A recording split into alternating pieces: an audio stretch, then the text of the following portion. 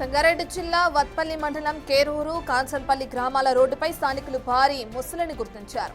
గ్రామాల మధ్య ఉన్న పెద్ద చెరువు నుంచి వచ్చినట్లు స్థానికులు గుర్తించి వెంటనే అటవీ శాఖ అధికారులకు సమాచారం అందించారు. సమాచారం అందుకున్న అధికారులు ఘటనా స్థలానికి చేరుకుని రాత్రి వేళ ప్రత్యేక ఆపరేషన్ నిర్వహించి ముసలిని తాళ్లతో సురక్షితంగా బంధించారు. అనంతరం ఆ ముసలిని కల్పగూరులోని మొసళ్ల సంరక్షణ కేంద్రానికి తరలించారు. దీంతో స్థానికులు ఊపిరి పీల్చుకున్నారు.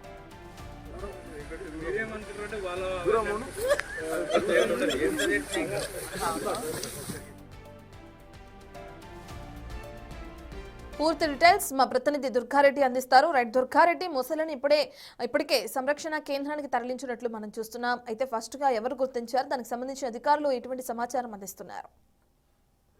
20 రోజుల క్రితం మాత్రము ముసలి సింగూరు బ్యాక్ వాటర్ నుంచి కంసాన్పల్లి పెద్ద చెరువు ప్రాంతంలో తిరుగుతుందని చెప్పి స్థానికులు గుర్తించి అటు ఫారెస్ట్ అధికారులకు పోలీస్ శాఖకు ఇన్ఫర్మేషన్ ఇచ్చారు. ఆ తర్వాత 2 రోజుల క్రితం కూడా అక్కడ మరో చెరువులో కూడా ముసలి తిరుగుతుందని చెప్పి ఆ స్థానికులు రోడ్డుపైకి వచ్చిన ముసలి బంధించాలని చెప్పి అక్కడ గట్టి కాసు సమాచారం ఇటు ఫారెస్ట్ అధికారులు అక్కడ పోలీసులకు ఇన్ఫర్మేషన్ ఇవ్వగానే అక్కడికి వెళ్ళిన ఫారెస్ట్ అధికారులు దాన్ని బంధించి ఈ రోజు మాత్రము తరలించారు. అంటే దీంతో పాటు అక్కడ మొసలి తిరుగుతుందని చెప్పి ఆ ప్రాంత రైతులంతా కూడా ఆందోళన వ్యక్తం చేసిన పరిస్థితి కనపడ్డది.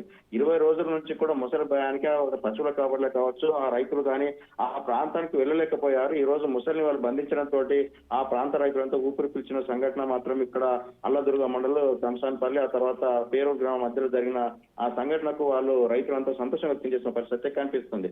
ఇంకా సింగూరు బ్యాక్ వాటర్ లో మాత్రం చాలా మొసలు తిరుగుతున్నాయి, కొన్ని చెరువులకు వస్తున్నాయని చెప్పి ఇటీవల మాత్రము ఫారెస్ట్ అధికారులకు పోలీసులకు ఫిర్యాదు వచ్చింది. మరో ముసలి కూడా తిరుగుతున్నట్టు వాళ్ళు గుర్తించారు.